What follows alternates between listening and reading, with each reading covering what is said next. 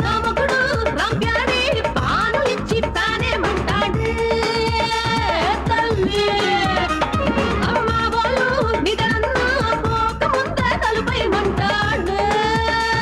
తల్లి అరేనే ఆగంటే సతాగిస్తుంటాడులే సరే ఇక చాలంటే ఇరగ తీస్తుంటాడులే అదే మరి అసలు నీకు సరని చెంపని పెదవిని ఏం చెప్పున్నా